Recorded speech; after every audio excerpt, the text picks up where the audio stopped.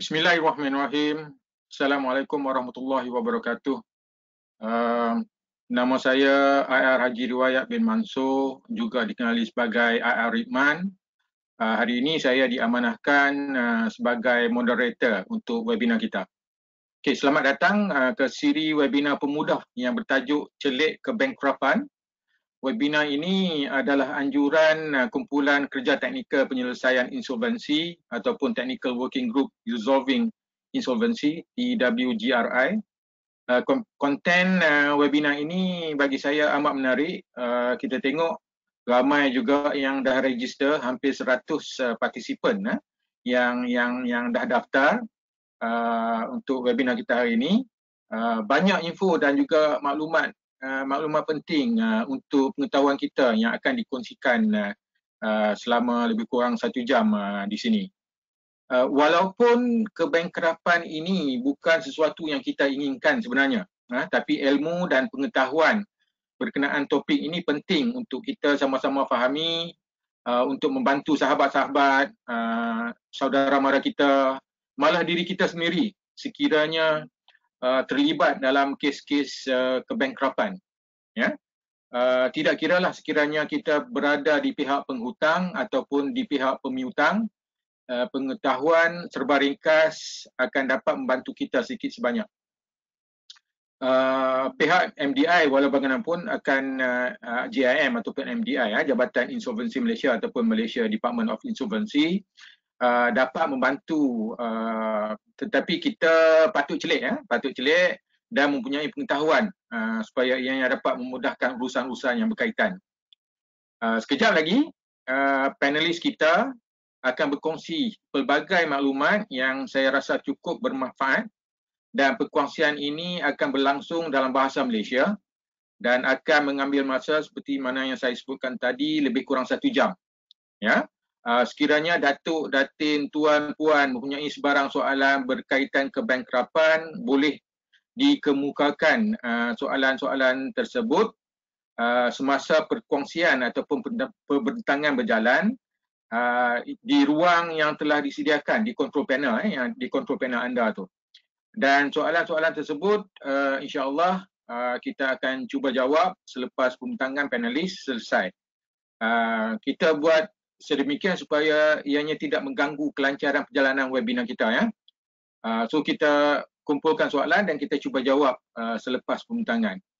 Baiklah, hari ini kita cukup bernasib baik dapat bersama dengan seorang individu yang cukup arif berkenaan dengan topik kebankrapan. Elok saya kenalkan panelis kita pada hari ini, iaitu Puan Zarina binti Alias. Beliau adalah pegawai insolvensi utama di bahagian kebankrapan yang beribu pejabat di Putrajaya. Beliau telah berkhidmat di Jabatan Insolvensi Malaysia selama 17 tahun dan semestinya mempunyai pengalaman yang cukup luas. Dan saya juga difahamkan beliau memang cukup arif dan mahir dalam pentadbiran kes-kes kebankrapan, penggulungan syarikat dan pembatalan pertubuhan dan kesatuan sekerja yang dibatalkan. Baik, hari ini Puan Zarina akan berkongsi berkenaan fungsi Jabatan Insolvensi Malaysia, juga statistik-statistik kebankrapan yang agak menggerunkan. Menggerunkan sebab secara cungakan kasar berdasarkan statistik tersebut, saya tengok 0.3% ataupun 3 dari 1000 penduduk Malaysia diisytiharkan bankrupt. Dan ada statistik lain yang akan membuka mata kita. Beliau juga akan kongsikan banyak maklumat penting yang lain berkenaan dengan kebankrapan. So dengan tidak melengahkan masa, mari kita sama-sama dengar perkongsian topik menarik ini oleh Puan Zarina binti Alias. Kita persilakan Puan Zarina. Terima kasih kepada Tuan Haji Riwayat Mansur sebagai moderator bagi siri webinar pemudah ini. Dan saya terima kasih juga atas jemputan ataupun terimaan jemputan daripada pihak pemudah kepada Jabatan Insolvensi Malaysia. Ramai kita tahu bahawa tuan-tuan dan puan-puan tidak mengetahui apakah dimaksudkan dengan Jabatan Insolvensi Malaysia. ramai yang mengatakan bahawa Jabatan Insolvensi Malaysia ni sebahagian mengatakan bahawa adakah ini jabatan yang membankruptkan orang ataupun jabatan ni adakah dia sebagai pemegang harta untuk kes kebankrapan. Sebenarnya Jabatan Insolvensi Malaysia merupakan satu agensi di bawah Jabatan Perdana Menteri dan berperanan untuk menguruskan ataupun mentadbir kes-kes kebankrapan, penggulungan syarikat serta pembatalan pertubuhan dan juga kesatuan sekerja. Jadi sehari ini untuk bercakap berkenaan dengan kebankrapan, saya akan menceritakanlah sedikit sebanyak berkenaan dengan proses ataupun bagaimana proses kerja kebankrapan. Jadi Jabatan Insolvensi juga berperanan untuk mentadbir kes-kes kebankrapan dan juga menguruskan harta-harta bankrupt. Jadi apabila perintah kebankrapan telah berlaku ataupun telah diisytiharkan terhadap penghutang itu ataupun bankrupt, jabatan akan mengurus dan juga mentadbir harta dan juga aset-aset bankrupt. Jadi kalau kita dapat lihat itu dalam slide ini, di mana Jabatan Insolvensi Malaysia ni telah ditubuhkan pada tahun 1924 lagi, iaitu sebelum merdeka lagi tanah air kita. Jadi daripada evolusi satu ke evolusi, Jabatan Insolvensi telah berubah peranan lah. Jadi next slide please.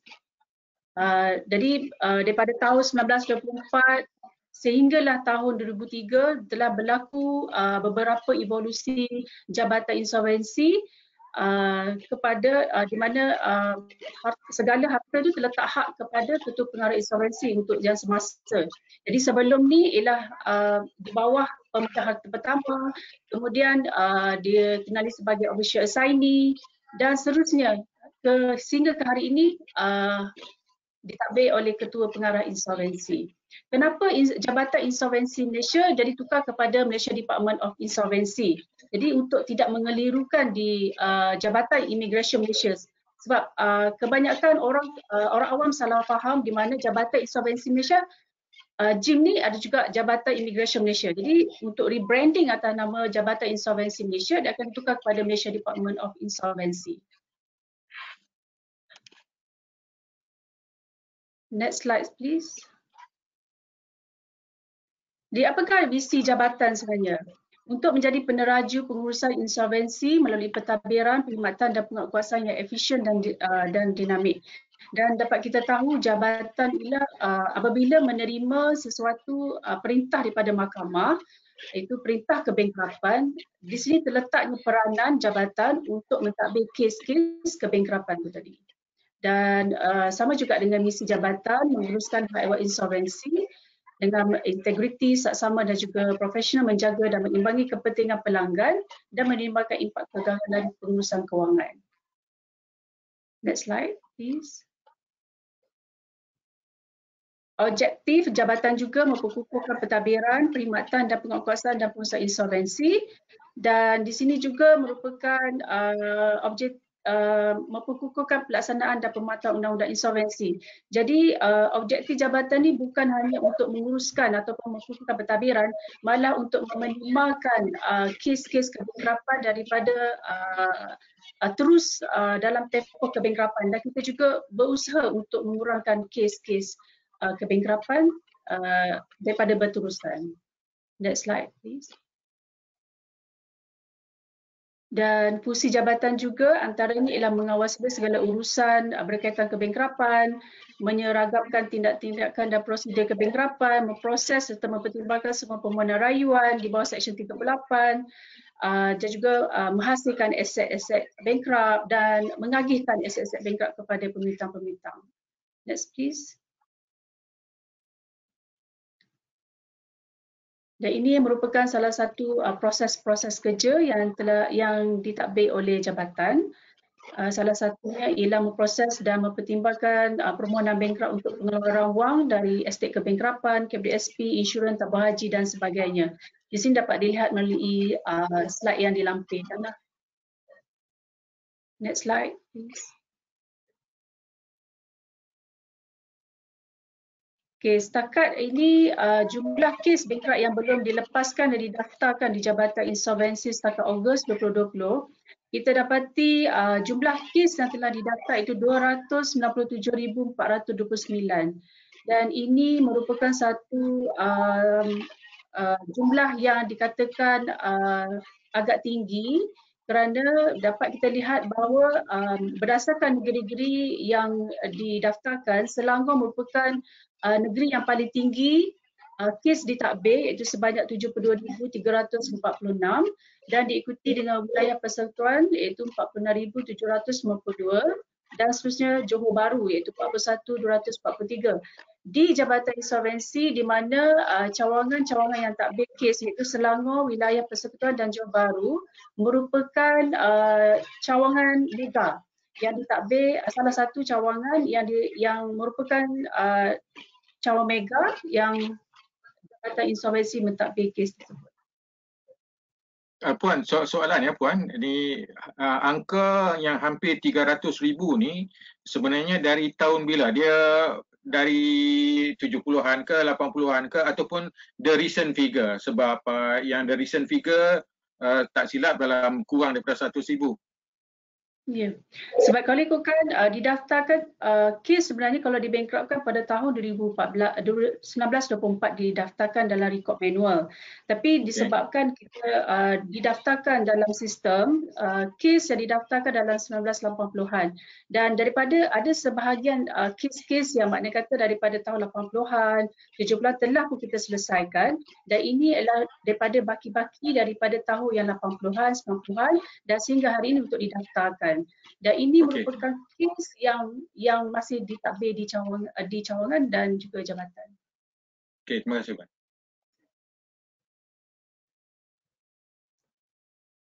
Okey, berikutnya lah jumlah kes bankrupt yang dilepaskan dan dibatalkan iaitu yang ini kita ambil daripada tahun 5 tahun ke belakang iaitu tahun 2016 hingga Ogos 2020 di mana terdapat kategori pelepasan iaitu pelepasan melalui mahkamah.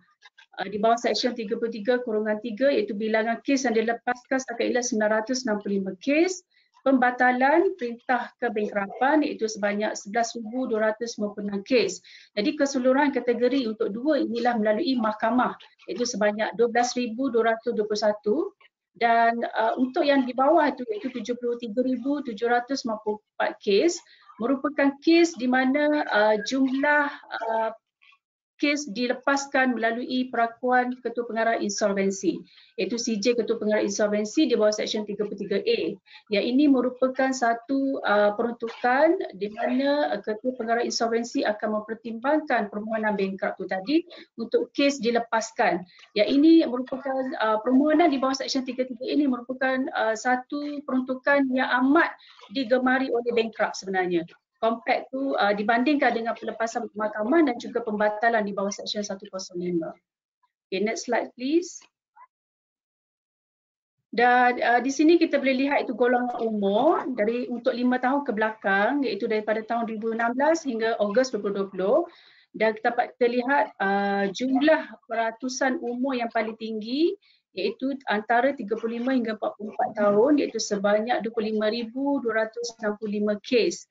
Dan ini merupakan satu golongan yang dikatakan golongan yang stable yang pendapatan yang boleh dikatakan dipanggil stable lah. Dan ini kadang statistik ini merupakan satu statistik yang membingungkan sebab compared tu juga dengan di bawah umur 25 tahun jumlah kes ialah yang didaftar itu 376 kes. Dan umur yang 25 tahun ini kebanyakannya ialah menjadi penjamin yang sebelum pindah akta 6 Oktober 2017 di mana umur di bawah 25 ke bawah ini di bawah umur 25 tahun sebagai penjamin terhadap perniagaan ataupun individu hutang itu sendiri.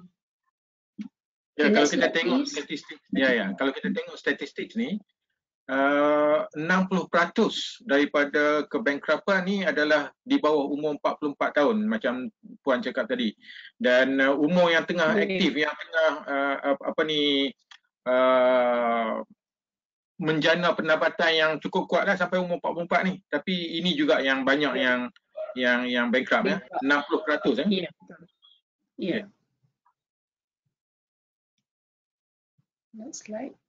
Dan selanjutnya jumlah kes kebankrapan ikut golongan bangsa, yang ini paling tinggi of course bahasa Melayu. Majoriti di Malaysia ni lah Melayu, iaitu sebanyak 40,518, iaitu 56.74%, diikuti bangsa Cina dan India dan lain-lain. Dan bukan warga negara iaitu sebanyak 16. Ini kita dapat rekod ni berdasarkan rekod daripada dokumen yang telah dikemukakan oleh competition semasa peringkat permulaan untuk proceeding kes tu dibankruptkan. Okay, next slide please.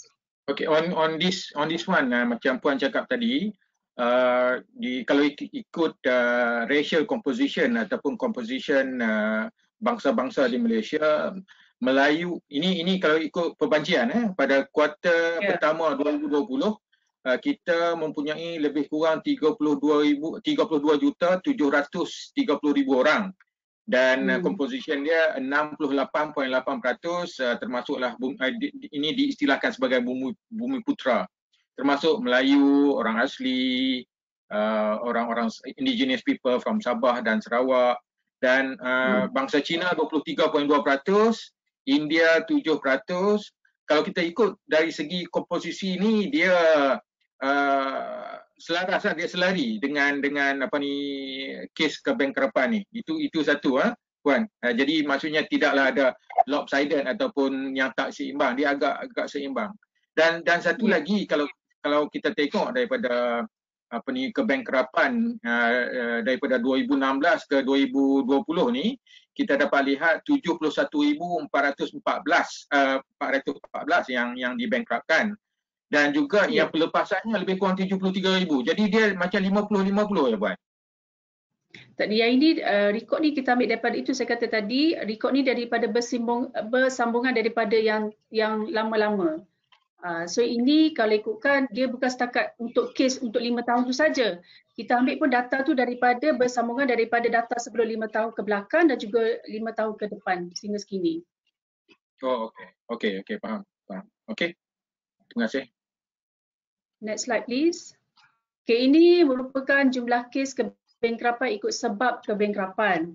Jadi berdasarkan Jabatan Insolvensi, pinjaman peribadi merupakan satu punca menyebabkan seorang itu dibankruptkan lah, iaitu kegagalan menjelaskan bayaran hutang kepada pembintang. Itu pinjaman peribadi yang pertama, iaitu dalam 34.1%, iaitu sejumlah dia dalam 24,574. Diikuti sewa beli kenderaan dan juga pinjaman perumahan. Dan yang paling tinggi ialah pinjaman peribadi lah. Kenapa pinjaman peribadi ni? Sebab individu tu tidak upaya untuk membayar hutang kepada competition disebabkan oleh kesulitan kewangan ataupun tak dapat untuk bayar ansuran kepada pihak institusi kewangan ataupun pihak bank. Dan sewa beli kenderaan dan juga pinjaman perumahan. Kenapa dijatuh tangga kedua atau ketiga? Sebab untuk kenderaan, of course, bank akan mendapat cagaran ataupun kenderaan itu untuk dihasilkan terlebih dahulu. Sama juga dengan pinjaman perumahan. Dan itu menyebabkan pinjaman peribadi itu merupakan satu sebab utama punca kebankrapan berlaku di Malaysia. Okay, next slide please. Ya, kalau kita tengok di sini Puan, di 90% daripada kes-kes kebankrapan ni adalah disebabkan oleh individu sendiri ya. Dia termasuklah yang pinjaman peribadi, kenderaan. So individu lah yang apa ni, yang paling banyak sekali ya. Kalau kita tengok yang korporat dan cukai pendapatan dan sebagainya agak kurang. Tapi cukai pendapatan tu mungkin boleh jadi individu juga ya. Tapi 90% daripada sini yang kita tengok. Dan soalan saya tentang penjamin sosial tu, saya tahu Puan akan apa ni bincangkan juga berkenaan penjamin sosial nanti, akta dari pindaan 2017 nanti. Tapi kalau kita tengok daripada figure sini, daripada angka-angka sini, dia turun secara mendadak. Tapi masih ada lagi. Jadi maksudnya kalau 2017 tu semasa pindaan dibuat, masih di tahap 1,002 orang, kemudian turun kepada 540 dan seterusnya 2019 kepada 15 orang dan 2020 2 orang. Jadi mungkin Puan dapat kongsikan sedikit. Satu, pendudukan secara mendadak tu mungkin disebabkan oleh pindaan, akta pindaan, tetapi masih ada lagi yang 15 dan 2 tu. 540, 15 dan 2. Mungkin Puan boleh kongsikan sebab-sebab dia.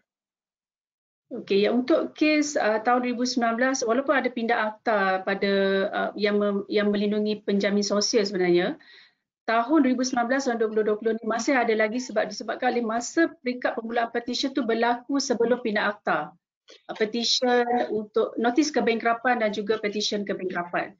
Yang ini walaupun dia perintah kebangkrapan berlaku selepas pindah akta, tapi permulaan pada peringkat petisyen itu sendiri berlaku sebelum pindah akta. Jadi yang ini didaftarkan untuk masa-masa sebelum untuk peringkat masa petisyen kebangkrapan tu.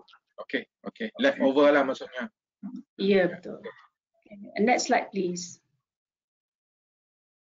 Okay, yang ini merupakan jumlah kes kebangkrapan ikut jenis pekerjaan untuk tempoh 5 tahun, itu tahun 2016 hingga Ogos 2020. Yang ini tiada maklumat ni, jenis pekerjaan tiada maklumat. Tiada maklumat ini, kenapa tiada maklumat? Sebab kita dapati bahawa IC yang dikemukakan oleh petisyen ialah tentera dan juga polis. Jadi kita tak tahu sama ada tiada maklumat ini, itu yang kita dapat maklumatlah daripada pihak petitioner. Yang kedua itu sektor swasta dan berniaga dan seterusnya sektor awam. Dan kadang ini kita pun dapat maklumat ni daripada pihak petition ataupun pihak peguam itu sendiri. Okay, next slide please. Ini kita masuk kepada apakah itu kebangkrapan. Kebangkrapan ialah proses undang-undang di mana dengan perintah mahkamah seseorang itu akan diisytiharkan bangkrut dan hartanya terletak hak kepada ketua pengarah insolvensi. Bermaksud di sini apabila berlakunya perintah kebangkrapan, secara tidak langsung segala harta ataupun aset-aset bengkak akan terletak hak kepada ketua pengarah insolvensi untuk tindakan penghasilan dan juga pengagihan harta itu kepada pembitang-pembitang yang telah memfailkan borang bukti hutang ke Jabatan Insolvensi. Dan ini dan proses ini memberi masa yang berdasarkan prosedur yang ditetapkan dalam akta lah. Okay, next slide. Okay, prosedur kebangkrapan itu saya cerita tadi, itu berlaku tindakan kebangkrapan. Biasanya prosedur dimulakan dalam keadaan berikut, iaitu gagal mematuhi notis kebangkrapan. Dia untuk memulakan tindakan perintah kebangkrapan ini melalui beberapa proses, iaitu melalui satu, permulaannya adalah notis tuntutan, kemudian saman, lepas itu perhakiman. Jadi melalui perhakiman asal ni, kalaulah penghutang tu gagal menjelaskan bayaran hutang, penghutang boleh memfailkan dipanggil notis kebangkrapan untuk tindakan kebangkrapan terhadap penghutang tu tadi. Kalau penghutang tu tadi gagal lagi untuk menjelaskan hutang semasa peringkat pendengaran notis kebangkrapan, penghutang boleh memfailkan petisyen penghutang ke mahkamah untuk tindakan kebangkrapan.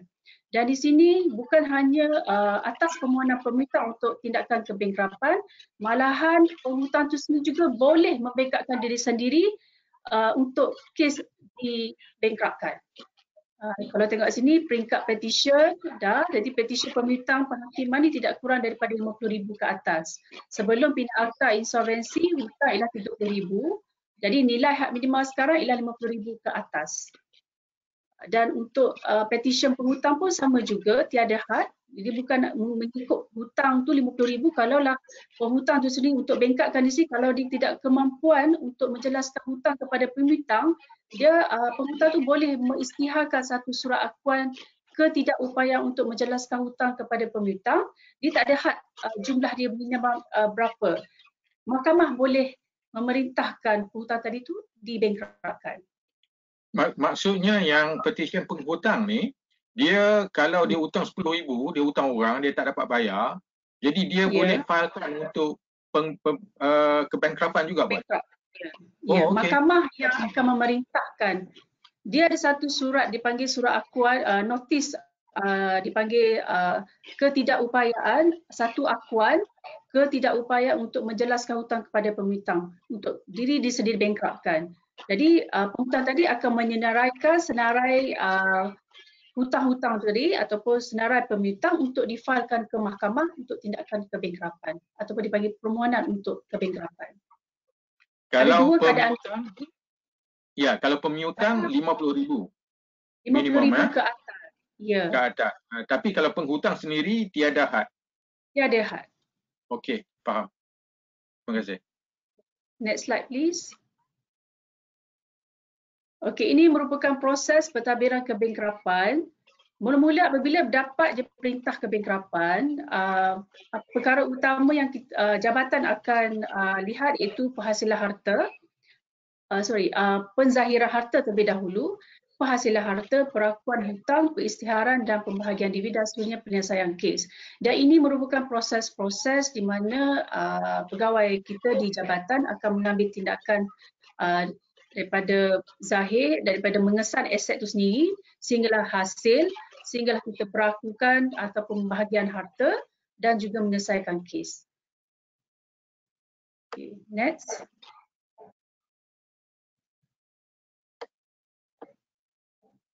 Okay, implikasi kebankrapan. Okay, ini yang merupakan salah satu di antara di mana apabila seorang itu telah mendapat perintah kebankrapan, hilang kelayakannya. Sebagai contoh, tidak layak dilantik sebagai hakim, yang semua orang tahu, di mana tidak boleh dilantik sebagai hakim mahkamah session ataupun magistrat, even sampai ke peringkat mahkamah persekutuan. Dan tidak boleh memegang jawatan atau menjadi penasihat atau pekerja sesuatu ketua berdaftar, tidak boleh menjadi ahli Dewan Rakyat atau Dewan Negara ataupun ahli parlimen, tidak boleh bertindak sebagai anggota eksekutif kesatuan sekerja, tidak boleh memegang jawatan ahli majlis ataupun exco sebab pihak berkuasa tempatan, dan terakhir tidak boleh memegang jawatan dalam beberapa badan berkanun.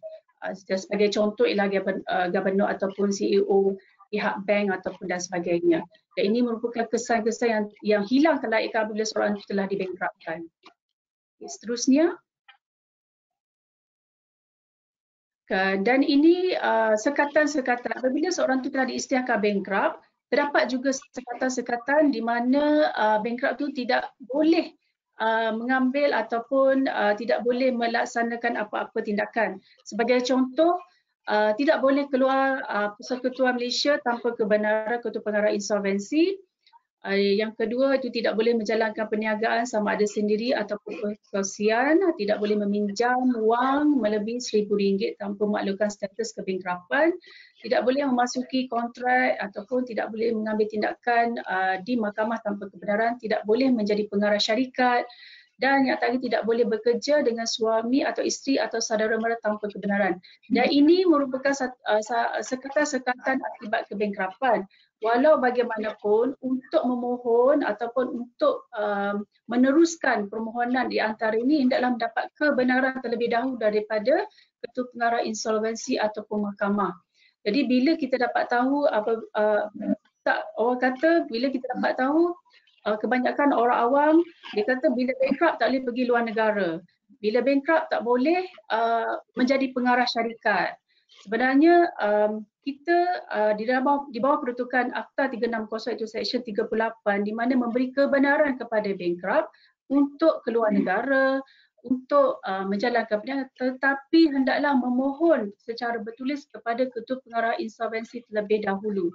Dan ini sepatutnya bankrupt lebih tahu pada peringkat awal apabila dapat perintah kebankrapan itu sendiri hendaklah mendapatkan maklumat lebih jelas daripada Jabatan Insolvensi sebelum sebelum membuat keputusan ataupun meneruskan tindakan lanjut. Sebagai contoh saya cakap Tuan Mesti di mana kadang ni bankrupt ni dia dah tahu diri dia bankrupt tapi dia terus menerus untuk pergi beli tiket flight untuk keluar negara. Jadi sampai dekat immigration saja pihak immigration memaklumkan tak boleh sebab bankrupt dan rujuk Jabatan Insolvensi Malaysia. Jadi bagaimana dengan tiket flight yang dibeli itu? Dan ini melibatkan kos dan juga masa bankrupt itu sendiri. Sepatutnya bankrupt itu hendaklah hadir ke Jabatan Insolvensi terlebih dahulu, mendapat khidmat nasihat lebih jelas sebelum melakukan apa-apa tindakan. Sama juga dalam keadaan untuk mengambil tindakan sanksi ataupun kebenaran di mahkamah, perlu juga mendapat kebenaran daripada Ketua Pengarah Insolvensi. Dan di antara Okey Puan, satu soalan agak menarik juga berkenaan dengan pelajar yang telah graduate tapi menggunakan PT-PTN. Dia bekerja dan dia mungkin dia ada nak buat lawatan ataupun nak bercuti ke luar negara, dan kita dengar dalam 1 tahun 2 tahun lepas ni ada pekerja-pekerja baru yang sangkut dekat lapangan terbang dekat airport disebabkan tidak membayar PT-PTN. Ini sebelum masuk ke bankruptan lagi kan, ataupun dah masuk ke bankruptan baru dapat disekat dari keluar negara?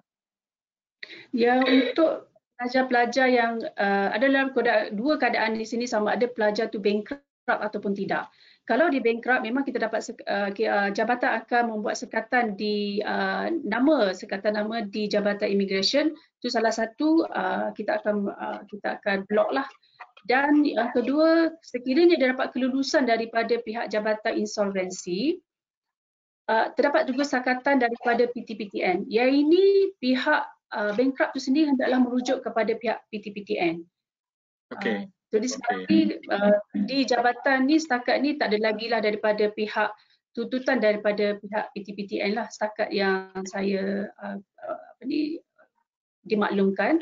Sebabnya kalau kan even sebagai seorang penjamin untuk penjamin pendidikan pun tidak boleh mengambil tindakan kebangkrutan terhadap penjamin sosial. Salah satunya lah untuk memberi jaminan yang penyelidikan ataupun pendidikan atau beasiswa termasuk PT-PTN. Jadi bankrupt yang nak dikatakan pelajar tu kan disebabkan oleh petitioner oleh pihak PTN setakat ni memang tiada lagi lah. Okey.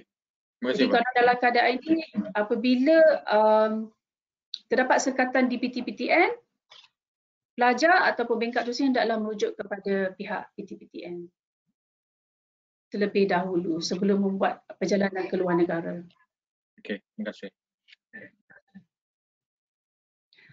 Seterusnya, slide seterusnya.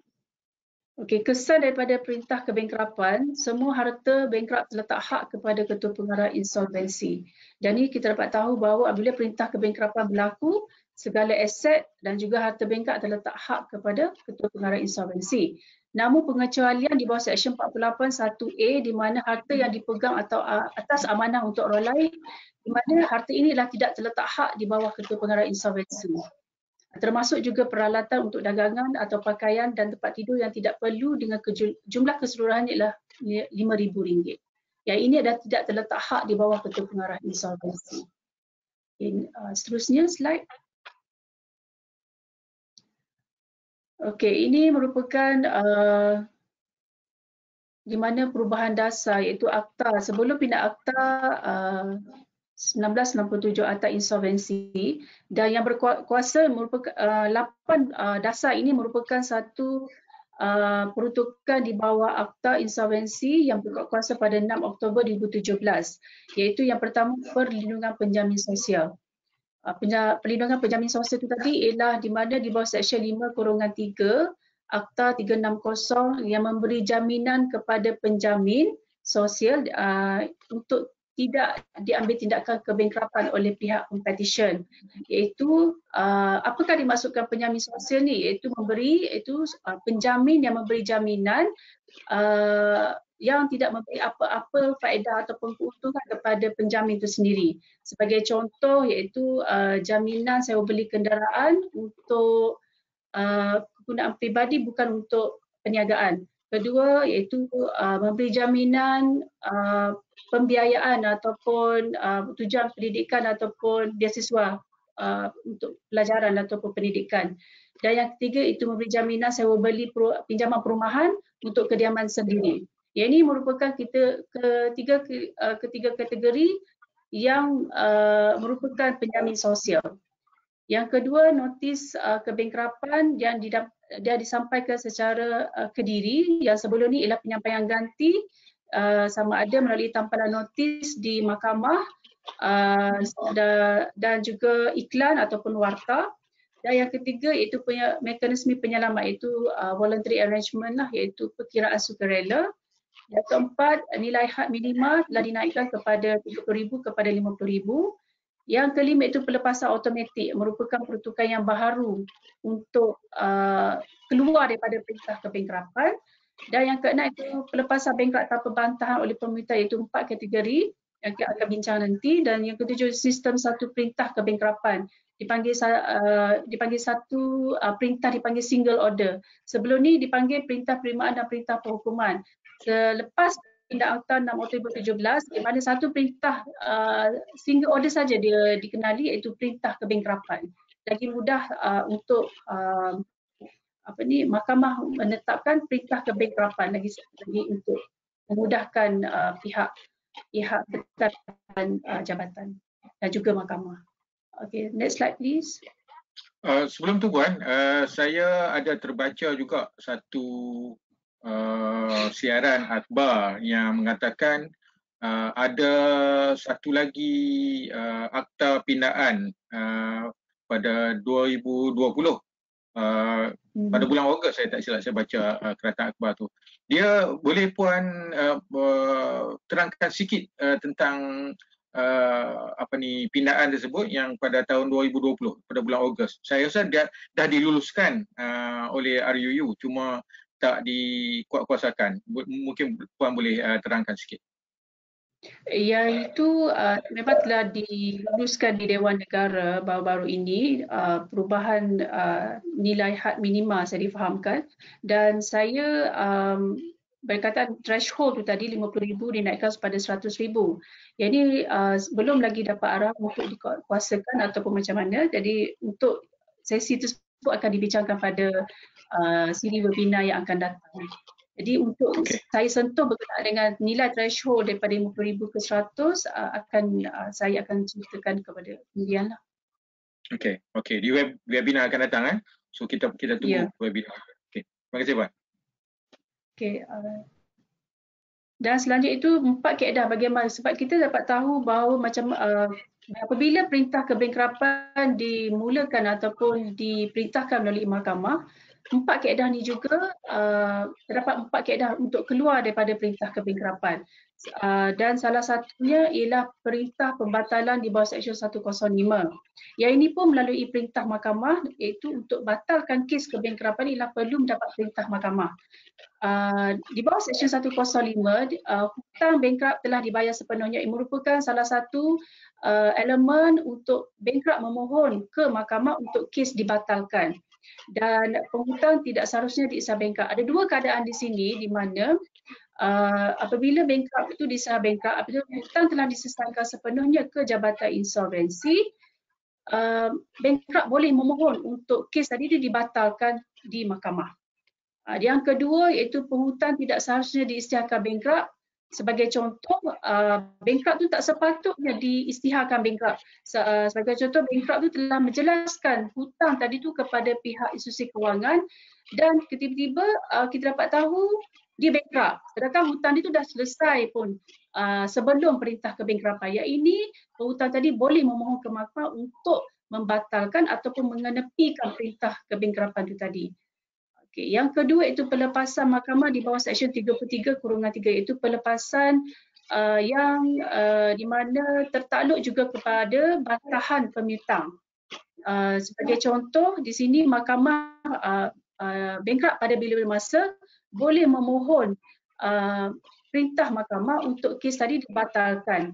Dan di sini satu pelaporan ataupun laporan akan difailkan oleh Ketua Pengarah Insolvensi berkaitan dengan pentadbiran kes kebengkrapan, sama ada kelakuan ataupun kerjasama bengkrap itu tadi sama ada patuhi ataupun tidak, dan di sini mahkamah akan menimbangkan sama ada pelepasan tadi itu dibenarkan ataupun tidak. Jadi di sini peratusan dividen yang perlu dibayar kepada pemiutang juga memainkan peranan yang penting untuk kes tadi sama ada pembintan bersetuju ataupun tidak kes tadi untuk dilepaskan. Dan yang ketiga iaitu pelepasan sijil Ketua Pengarah Insolvensi. Ini merupakan satu peruntukan di mana pihak bankrupt amat gemari, di mana atas inisiatif ataupun pertimbangan Ketua Pengarah Insolvensi untuk kes dibatalkan, kes dilepaskan di bawah Seksyen 33A. Dan atas permohonan bankrupt ataupun inisiatif Ketua Pengarah Insolvensi sendiri sama ada menimbangkan berdasarkan kriteria-kriteria tertentu. Sebagai contoh, faktor usia bankrupt, kesihatan bankrupt itu sendiri ataupun peratusan dividen yang boleh dibayar kepada pembintang.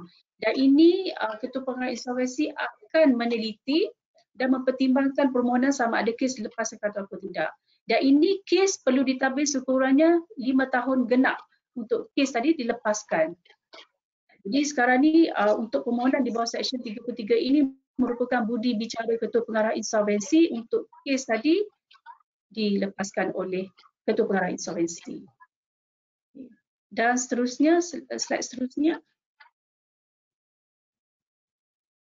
Mekanisme tanpa bantahan bagi pelepasan SDJ Ketua Pengarah Insolvensi. Dan ini berkaitan dengan di bawah Seksyen 33A tadi, makna pelepasan Ketua Pengarah Insolvensi, di mana terdapat kategori, 4 kategori Seksyen 33B2A di mana pemiutang tidak boleh membantah terhadap permohonan pelepasan Ketua Pengarah Insolvensi. Antaranya ialah bankrupt penjamin sosial. Kedua, bankrupt yang telah meninggal dunia, bankrupt. Dan ketiga iaitu bankrupt mengidap atau menderita penyakit yang serius, dan keempat bankrupt yang merupakan orang kelainan upaya. Dan empat kategori ini merupakan satu peruntukan di mana pembintang bantahan tanpa pembintang dan pembintang tidak boleh membantah terhadap permohonan 4 kategori ini tadi. Next slide please. Yang ini merupakan peruntukan yang baru selepas pindah Akta 360 itu yang berkat kuasa pada 6 Oktober 2017 di mana dikenali sebagai pelepasan automatik. Yang ini merupakan satu peruntukan di bawah Seksyen 33C Akta 360 di mana negara kita mengambil pendekatan negara-negara luar iaitu New Zealand dan juga Hong Kong di mana pelepasan ini bermula daripada tarikh pemfailan penyataan hak ehwal sehinggalah untuk tempoh 3 tahun pentadbiran. Dan di sini bermula untuk permohonan pelepasan ini ialah untuk kes yang didaftarkan pada selepas pindah akta iaitu pada 6 Oktober 2017. Dan ini merupakan kriteria untuk kes tadi untuk dilepaskan secara automatik. Jadi kalau ikutkan Tuan Najib di mana ramai yang bankrupt berdasarkan rekod Jabatan Insolvensi Tuan Najib di mana setakat ni tiada lagi kes berjaya untuk seksyen di bawah Seksyen 33C ni. Sebab kebanyakannya bankrupt lebih gemar untuk permohonan peruntukan di bawah Seksyen 33A berbanding dengan 33C. Sebabnya adalah salah satu ialah sasaran sumbangan yang dikatakan agak tinggi. Kenapa dikatakan begitu? Sebab untuk tempoh 3 tahun, bankrupt itu tadi hendaklah membayar ansuran tanpa gagal untuk tempoh 3 tahun. Sekiranya dalam tempoh tu pihak bankrupt gagal atau melunaskan dalam tempoh yang ditetapkan, jadi untuk mekanisme ini ataupun pelepasan aktif ini tidak akan berjaya.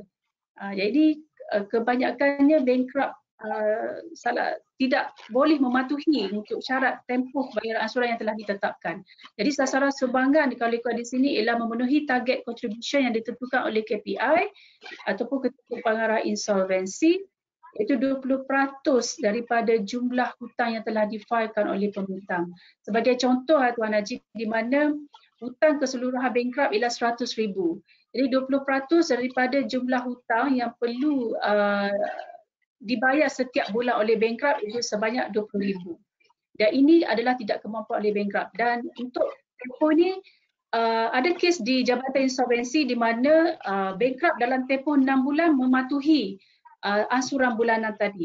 Kemudian sehingga bulan berikut dia tidak dapat menjelaskan hutang. Jadi keadaan ini akan jadi untuk peruntukan ni bankrupt tadi tak dapat nak menyelesaikan untuk mematuhi untuk tempoh 3 tahun. Jadi keadaan ini tidak boleh diteruskan. Dan lebih kita sarankan supaya bankrupt kadang-kadang untuk disarankan untuk sama ada pelepasan melalui mahkamah ataupun membuat permohonan untuk pembatalan kes di bawah Seksyen 105. Okay, next slide. Ini merupakan kalau ikutkan Jabatan Insolvensi bukan hanya menjaga kepentingan bankrupt, malahan juga menjaga kepentingan pemihutang. Dari sini merupakan tanggungjawab pemihutang dalam pentadbiran kes kebankrapan. Jadi sekarang ni apabila perintah kebankrapan berlaku, jadi tanggungjawab jabatan ialah untuk menghasilkan aset-aset bankrupt untuk diagihkan kepada pemihutang. Dan dalam keadaan ini pemihutang juga hendaklah memfailkan tuntutan borang bukti hutang. Dan borang ini juga merupakan borang statutory form yang perlu dilengkapkan oleh pemihutang dalam tempoh yang telah ditetapkan. Okay, kalau dapat lihat di sini, borang bukti hutang tidaklah difailkan dengan seberapa segera ke Jabatan Insolvensi untuk samakan ataupun memeriksa borang bukti hutang tersebut. Okay, next slide please. Okey, ini merupakan tanggungjawab pemihutang juga bagi pemihutang keutamaan, jumlah hutang keutamaan perlu dinyatakan dengan jelas iaitu Seksyen 43 pemihutang keutamaan ialah seperti berikut. Dan ini apabila untuk pembayaran dividen nanti Tuan Haji, di mana pemihutang ni tadi telah memfailkan borang bukti hutang, jabatan akan memeriksa tuntutan tersebut sama ada tuntutan ini adalah merupakan tuntutan keutamaan ataupun tidak. Dan sebagai contoh tadi first ataupun keutamaan utama tadi itu local tax ataupun land tax, yang kedua federal tax, yang ketiga gaji pekerja, keempat EPF ataupun KBSP dan juga papasan pekerja. Ini merupakan keutamaan untuk tindakan pembayaran dividen oleh jabatan untuk tindakan pembayaran dividen kelak. Untuk menghadiri mesyuarat pemihutang, memberi kerjasama kepada Jabatan Insolvensi, mengambil bahagian dalam prosedur pemeriksaan awam. Ini merupakan salah satu tanggungjawab pemihutang tadi. Okay, next slide, bukan senang juga tugas pemihutang. Dia terpaksa buat benda-benda untuk kes bankrapan penghutang tadi. Ya, betul. Next slide. Hak pemihutang. Selain daripada tuntutan pemihutang itu tadi melalui borang bukti hutang, pemihutang juga mempunyai hak iaitu menuntut hutang yang boleh dibuktikan dalam kebankrapan, dibayar dividen. Apabila pemihutang tadi telah memfailkan tuntutan melalui borang bukti hutang, jabatan juga berhak untuk membayar dividen kepada pemihutang sekiranya terdapat aset ataupun dividen yang boleh diisytiharkan. Selain daripada dibayar dividen, memeriksa akaun yang diselenggarakan oleh Ketua Pengarah Insolvensi untuk kes kebankrapan, mendapatkan senarai pemihutang dengan bayaran fee, memeriksa buku catatan tentang mesyuarat pemihutang dengan bayaran fee. Dan kesemua ini adalah berdasarkan fee yang perlu dibayar oleh pemihutang ke Jabatan Insolvensi untuk dimasukkan dalam hasil kerajaan berdasarkan kaedah fee insolvensi 1969. Ini bukannya ditetapkan oleh jabatan, malah ditetapkan oleh dalam akta itu sendiri. Okay, next slide please. Hak pemihutang juga ialah memohon kepada mahkamah untuk mengakas keputusan yang dibuat oleh Ketua Pengarah Insolvensi. Yang ini merujuk kepada borang bukti hutang yang difailkan oleh pemihutang, di mana Jabatan Insolvensi akan memeriksa borang bukti hutang itu tadi. Sekiranya tidak berpuas hati terhadap pengiraan yang telah dibuat oleh jabatan, pemihutang juga mempunyai hak untuk mengakas borang bukti hutang difailkan itu ke mahkamah dalam tempoh 21 hari dari tarikh terimaan notis. Dia membantah terhadap niat Ketua Pengarah Insolvensi untuk melepaskan bankrupt. Yang ni kalaulah tadi bankrupt tadi memohon untuk satu perakuan pelepasan melalui CJ Ketua Pengarah Insolvensi, pemihutang juga berhak untuk membantah keputusan Ketua Pengarah Insolvensi untuk kes tadi dilepaskan. Dan semestinya membantah terhadap permohonan bankrupt untuk pembatalan di bawah Seksyen 105 atau pelepasan 33 di mahkamah. Termasuk juga untuk pelepasan di bawah Seksyen 105 dan juga perintah pelepasan di mahkamah di bawah Seksyen 33/3 Akta 360. Okay, yang seterusnya. Okay, ini merujuk tadi ialah sebab pemihutang ni dia dikategorikan sebagai pemihutang apabila telah memfailkan borang bukti hutang ke Jabatan Insolvensi. Jadi sekarang ni kalau ikutkan ada dua kategori pemihutang iaitu pemihutang tidak bercagar dan bercagar. Untuk pemihutang tidak berjaga, sebagai contoh hutang personal loan ataupun hutang peribadi ataupun kad kredit, iaitu difailkan borang bukti hutang berserta dengan dokumen sokongan. Berkaitan dengan pemihutang berjaga juga, pemihutang berjaga seharusnya menghasilkan aset terlebih dahulu sebelum memfailkan borang bukti hutang. Dan ini merupakan di bawah peruntukan di bawah akta insolvensi, di mana pemihutang berjaga tadi hendaklah mengambil tindakan-tindakan penghasilan terlebih dahulu sebelum memfailkan tuntutan ke jabatan. Dan ini merupakan proses kerja pihak pemihutang untuk menghasilkan terlebih dahulu supaya aset yang dipegang oleh bankrupt oleh pemihutang itu tadi tidak memperjudiskan bankrupt. Contohnya hutang hutang 500,000 masih memegang cagaran sebuah rumah. Jadi kalaulah rumah itu dihasilkan terlebih dahulu, hutang kebankrapan itu dia mungkin kurang ataupun mungkin tidak sepatutnya dibankrupkan oleh pemihutang itu tadi. Dan ini merupakan salah satu, iaitu di bawah kaedah 9 di bawah jaduasi dan kaedah-kaedah yang telah ditetapkan. Okay, next slide please. Pemihutang berjaga. Pemihutang berjaga yang gagal mematuhi kaedah-kaedah tersebut hendaklah dikecualikan dari share atau bahagian dalam mana-mana dividen. Dalam keadaan ini, pemihutang berjaga, tanggungjawab pemihutang berjaga sekarang ialah menghasilkan terlebih dahulu aset yang dipegang. Dan sekiranya gagal, pemihutang tadi adalah dikecualikan dari mendapat mana-mana dividen dalam tuntutan-tuntutan selain daripada pemihutang tidak berjaga itu tadi. Dan ini dapat dilihat di bawah kaedah 16 jaduasi Akta 360. Okay, cara kita dapat tahu bahawa jabatan insolvensi ini, cara samakan status kebankrapan, kita boleh dapat lihat melalui portal Jabatan Insolvensi dan bayaran portal Jabatan e-Insolvensi, dan setiap cara yang akan dikenakan adalah sebanyak RM10. Dan dapat kita tahu bahawa carian insolvensi ini bukan hanya untuk status kebankrapan sahaja, malahan untuk carian status syarikat juga boleh dapati di portal e-insolvensi ini.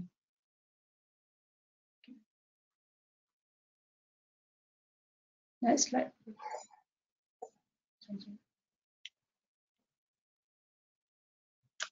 Okey, terima kasih banyak Puan Zarina. Kita sekarang kita masuk ke sesi soal jawab. Kita ada lebih kurang, kalau ikut timing, kita ada lebih kurang 5 minit lagi. Tapi sekiranya ada soalan-soalan yang nak dikemukakan, mungkin kita boleh extend sikit masa, sebab kita tak ada apa-apa constraint untuk kita lebihkan masa kita. So bila kita tengok ada soalan daripada partisipan, nampaknya very clear, very clear information from Puan Zarina. Semuanya terjawab. Tetapi kalau sekiranya ada apa-apa soalan daripada partisipan, boleh letak di ruang control panel. Kita ada chat di situ, kita ada question di situ. Dua-dua boleh guna. Tapi sebelum tu saya ada juga soalan, Puan. Soalan yang selalu kita dengar bila seseorang tu diisytiharkan sebagai bankrupt, dia tak boleh keluar negara. Kita dah dapat tahu tadi, dia boleh juga keluar negara sekiranya mendapat kelulusan spesifik daripada KPI ataupun ketua pengarah insolvensi. Tapi berkenaan dengan kad kredit. Kad kredit ni katalah dia dibankruptkan disebabkan oleh tidak bayar kad kredit. Mungkin ataupun sebab-sebab lain. Penggunaan kad kredit boleh diteruskan ke Puan untuk seseorang bankrupt tu? Kalau kalau bankrupt tadi, asalnya kalau memohon untuk kad kredit itu sendiri di bank, sebenarnya memang tidak dibenarkan oleh pihak institusi kewangan atas alasan di bankrupt. Tapi untuk penggunaan kad kredit ni, selain daripada kad kredit pun ataupun terimaan duit melebihi daripada RM1,000, hendaklah melaporkan kepada ketua pengarah insolvensi. Jadi hak penggunaan hanya untuk katakanlah 1,000 sahaja. Jadi kita dapat faham untuk bankrupt sendiri nak mohon untuk kad kredit pun memang tak boleh di pihak bank. Apatah lagi nak guna kad kredit itu sendiri. Tapi kalau ikutkan nilai had minima kad kredit tadi, penggunaan tu hanya 1,000 sahaja yang boleh dibenarkan. Tapi tidak melebihi daripada 1,000 adalah memang dapat kebenaran ataupun tidak boleh di bawah peruntukan kita memang tidak boleh lah untuk soal bankrupt tu tadi untuk penggunaan 1,000 ke atas. Dan dibenar minima hanya 1,000 ke bawah sahaja. Okey, berkenaan dengan mungkin ada satu soalan sini. Kejapnya. Dia tak berapa clear. Ada satu soalan daripada Cik Amira ataupun Puan Amira. Salam tuan-puan. Boleh tak saya nak dapatkan slide ini? Okey, slide mungkin kita akan discuss dengan panelis dan juga pihak MPC. Selalunya kita bagi slide, kita letakkan slide yang boleh dimuat turun nanti. Dan selalunya kita buat itu. Ini bukan itu daripada Puan Julia. Okey. Dan satu lagi, sekarang ada satu soalan. Sekarang saya masih membayar hutang kereta dengan M-Bank. Adakah selepas saya habis membayar hutang tersebut, kereta saya akan diambil oleh pihak insolvensi? Ada soalan tu Puan. Saya pun kurang faham dengan soalan tu, tapi mungkin Puan dapat faham dalam konteks ni. Okey, kita boleh tahu sebab berdasarkan arahan terkini daripada Jabatan Insolvensi, di mana pemitang ataupun pihak bank yang masih memegang cagaran iaitu kenderaan lah. Jadi sekarang ni kalau dia buat akta insolvensi sama ada kenderaan ataupun rumah tidak harta bila pemitang tu tadi tidak terletak hak kepada ketua pengarah insolvensi. Yang betul-betul aset ataupun harta yang terletak hak di bawah ketua pengarah insolvensi ialah harta atas nama individu kebankrupt sendiri. Bagi rumah yang masih bercagar ataupun kenderaan yang masih di bawah sewa beli, tidak terletak hak di bawah ketua pengarah insolvensi. Itu yang kadang kita dapat permohonan daripada bankrupt kepada jabatan untuk memohon untuk meneruskan bayaran kepada pihak bank. Jadi Jabatan Insolvensi dalam keadaan ini membenarkan sebab harta tadi bukan terletak hak kepada ketua pengarah insolvensi, terpulang kepada pihak bank untuk menerima ansuran bulanan daripada bankrupt itu sendiri. Tetapi perlu diingat oleh bankrupt, apabila tuntutan tadi ataupun ansuran tadi telah diselesaikan sepenuhnya kepada pihak bank, kenderaan itu tadi akan berbalik kepada harta bankrupt. Dan di sini apabila berbalik kepada harta bankrupt adalah terletak hak kepada ketua pengarah insolvensi untuk tindakan penghasilan. Jadi untuk tempoh masa untuk bayaran kepada ansuran kepada pihak bank ini tadi, bankrupt pun perlu aware ataupun perlulah menyedari supaya ambil tindakan untuk permohonan untuk selesaikan kes kebankruptan terlebih dahulu sebelum memulakan apa-apa pembayaran kepada pihak bank. Jadi perlu diingat kesan akhirnya nanti aset itu akan terletak hak di bawah ketua pengarah insolvensi untuk tindakan penghasilan. Jadi dalam keadaan ini Puan Amira itu tadi perlu membuat boleh meneruskan bayaran ansuran kepada pihak bank untuk kenderaan itu tadi, tapi perlu diingatkan supaya ambil tindakan untuk berbincang dengan Jabatan Insolvensi supaya untuk keluar daripada perintah kebankruptan itu tadi. Okay, harap jawapan Puan Zarina tadi dapat memberi sedikit maklumat yang diperlukan oleh Puan Amira ataupun Cik Amira tadi. Okey, soalan daripada saya. Soalan ni berkaitan juga dengan penggunaan kad kredit, akaun dan sebagainya. Bolehkah seorang bankrupt membuka akaun simpanan ataupun meneruskan penggunaan akaun sedia ada, Puan? Okey, untuk bila selepas perintah kebankruptan, sebenarnya bankrupt ni dia tak boleh mempunyai akaun pun, even akaun simpanan. Tapi bagi tujuan untuk mendapatkan, bagi tujuan bekerja, of course kena dapatkan akaun untuk bayar pembayaran gaji. Di sini bankrupt adalah memohon kepada ketua pengarah insolvensi untuk meneruskan ataupun untuk membuka akaun. Di sini peranan Jabatan Insolvensi juga ialah mempertimbangkan ataupun memproses permohonan bankrupt sama ada dibenarkan ataupun tidak. Jadi kebanyakannya kita terima daripada permohonan bankrupt, mostly kita bagi untuk membuka akaun ataupun menguruskan akaun yang sedia ada yang telah ditutup oleh bank sebelum ni untuk kita activate ataupun aktifkan semula akaun tu tadi supaya bankrupt tu menerima wang ataupun pendapatan gaji untuk boleh bayar kepada Jabatan Insolvensi. Sebab salah satu salah satu juga Tuan, salah satu juga ialah bankrupt juga sewajarnya memberi kerjasama kepada Jabatan Insolvensi. Jadi di antara pihak jabatan dengan bankrupt sendiri adalah memainkan peranan penting. Di mana bankrupt untuk memohon apa-apa permohonan, kerjasama daripada bankrupt juga hendaklah diberikan sebagai contoh bayaran ansuran bulanan, iaitu merupakan satu statutory ataupun satu tanggungjawab bankrupt untuk membayar ansuran tanpa gagal. Dan di sini apa-apa permohonan di mana bankrupt untuk memohon, Ketua Pengarah akan melihat sama ada kerjasama bankrupt tadi teratur ataupun tidak. Inilah salah satu kriteria bagaimana Ketua Pengarah Insolvensi untuk menimbangkan permohonan bankrupt tadi. Okey, terima kasih Puan. Okey, saya tak nampak lagi soalan-soalan daripada penonton. Jadi baiklah, kita sudah sampai ataupun sudah hampir pada penghujung rancangan. Tapi sebelum tu kita minta sebelum kita berpisah, kita minta Puan Zarina untuk memberikan sedikit nasihat ataupun pesanan pada semua partisipan webinar ini. Kita minta Puan Zarina teruskan. Okey, saranan ataupun jabatan kepada orang awam ataupun pihak bankrupt di luar sana, berilah kerjasama kepada jabatan. Saranan ataupun kita minta semua bankrupt ataupun penghutang-hutang yang mempunyai masalah berkaitan dengan kes-kes kebankruptan ini supaya hadir ke Jabatan Insolvensi dengan seberapa segera.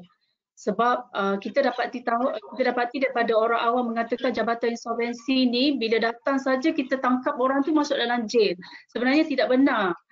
Kita lebih kepada sikap yang terbuka, kita menerima masalah daripada orang awam dan bagaimana, dan kita juga memberi penyelesaian bagaimana untuk keluar daripada perintah kebankruptan. Dan kita juga jabatan juga mempunyai walaupun tidak dapat bersemuka untuk buat masa sekarang, kadang-kadang boleh datang sendiri ke Jabatan Insolvensi di Cawangan dan tempoh untuk masa COVID-19 ni memang tak dapat untuk hadir ke kaunter. Kita boleh juga pihak orang awam ataupun bankrupt boleh hantar email ataupun mengemukakan apa-apa cadangan ataupun aduan ke portal Jabatan Insolvensi iaitu www.mdi.gov.my ataupun ke informasi ataupun aduan jabatan iaitu informasi.aduan@mdi.gov.my. Dan salah satu juga pihak jabatan untuk menyarankan kepada orang awam, perkara utama ialah hadir Jabatan Insolvensi dulu. Kalau tak hadir, macam mana kami nak takbir kes? Sebab bukan untuk kepentingan jabatan sendiri, malahan untuk bankrupt tu sendiri untuk tempoh 5 tahun akan datang. Terutamanya bagi yang permohonan untuk pelepasan di bawah CJ Ketua Pengarah Insolvensi yang merupakan satu peruntukan di mana bankrupt sentiasa memohon untuk kes ni dilepaskan. Okay, terima kasih. Sekali lagi kita ucapkan terima kasih kepada, dan juga penghargaan kita kepada Puan Zarina atas perkongsian yang sangat berguna. Terima kasih juga pada kumpulan kerja teknikal penyelesaian insolvensi ataupun Technical Working Group Resolving Insolvency TWGRI atas anjuran webinar ini, dan semestinya tak dilupakan kepada pihak pengurusan dan juga pegawai-pegawai MPC yang tak pernah penat dan lelah mengelolakan webinar-webinar berunsurkan pengetahuan untuk Malaysia menjadi lebih produktif. Untuk pengetahuan partisipan semua, masih ada 2 lagi webinar berkenaan kebankrapan insolvensi yang akan disiarkan pada hari Jumaat depan, 9 hari bulan Oktober, Yang ini berkenaan dengan kebankrapan berkaitan penggulungan syarikat. Dan juga satu lagi minggu yang satu lagi 16 Oktober juga hari Jumaat berkaitan pindaan Akta 2020 yang disebutkan oleh Puan Zarina tadi secara ringkas. Ini adalah untuk dalam tempoh pandemik COVID ni. Sekiranya ada di antara tuan-tuan dan perempuan yang berminat, boleh ikuti webinar-webinar tersebut yang sebutkan tadi pada minggu depan dan minggu seterusnya. Baiklah, dengan itu kita tutupkan webinar ini dan saya sudahi dengan wabillahi taufik wal hidayah. Wassalamualaikum warahmatullahi wabarakatuh. Terima kasih.